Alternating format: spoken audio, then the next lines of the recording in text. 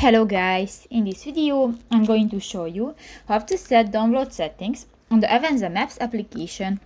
But first of all, I just want to mention, please don't forget to subscribe to our channel, because at 100,000 subscribers we are going to show you our YouTube revenue statistics and growth strategy, how to make money online.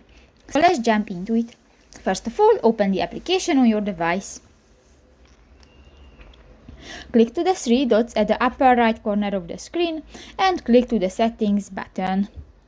Go to the settings section and click to the general option, and you can find the download settings option under the clear search history.